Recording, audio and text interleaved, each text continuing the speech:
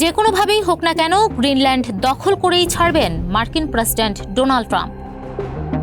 ওইদিকে ডেনমার্ক বলছে কোনোভাবেই দ্বীপটি দখল করতে দেওয়া হবে না। দ্বীপ দখল করতে এলেই গুলি করার নির্দেশ দিয়েছে গ্রিনল্যান্ড কর্তৃপক্ষ। খনিজ সম্পদে ভরা দ্বীপটিকে নিয়ে যখন বাকযুদ্ধ তুঙ্গে, তখনই গ্রিনল্যান্ডের বৈধ মালিক ডেনমার্কে সফরে যাচ্ছেন মার্কিন প্রতিনিধি দল। ডেমোক্র্যাট দলীয় সিনেটর ক্রিস কুনসের নেতৃত্বে অন্তত 9 জন কংগ্রেস সদস্য এই সফরে অংশ নিচ্ছেন। দলে রিপাবলিকান সিনেটর থম টিলিসও রয়েছেন। প্রতিনিধি দলটি 16 বা 17 জানুয়ারি কোপেনহেগেনে অবস্থান করবে এবং ডেনমার্ক ও গ্রিনল্যান্ডের উচ্চ পর্যায়ের সরকারি কর্মকর্তা এবং ব্যবসায়িক নেতাদের সঙ্গে বৈঠক করবে। এই সফরে মার্কিন প্রতিনিধি দলের গ্রিনল্যান্ডে যাওয়ার কথাও ছিল, তবে কারিগরি ত্রুটির কারণে তা হচ্ছে না।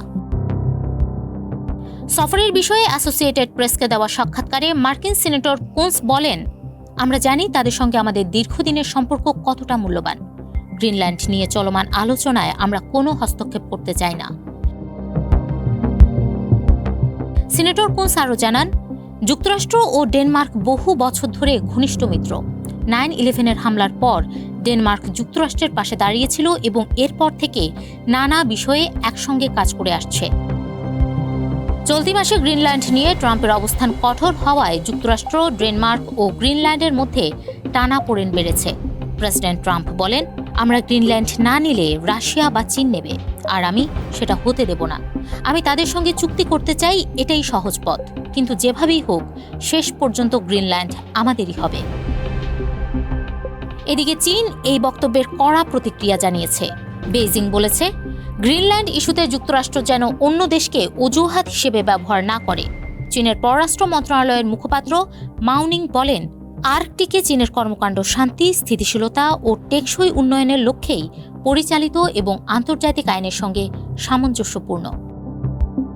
গ্রিনল্যান্ডকে নিয়ে ট্রাম্পের একের পর এক মন্তব্যের জবাবে ডেনমার্কের প্রধানমন্ত্রী মেটে ফ্রেডেরিকসেন সতর্ক করে বলেছেন, গ্রিনল্যান্ড দখলের চেষ্টা ন্যাটোর জন্য মারাত্মক পরিণতি ডেকে আনবে।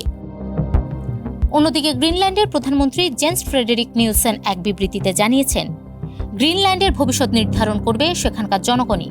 তিনি বলেন, আমরা একটি গণতান্ত্রিক সমাজ, আন্তর্জাতিক আইন মেনে আমাদের সিদ্ধান্ত আমরা নিজেরাই নেব। গ্রিনল্যান্ড নিয়ে সম্প্রতি ট্রাম্প যেসব মন্তব্য করেছেন তা যে কোনো দেশের জন্যই মানহানিকর।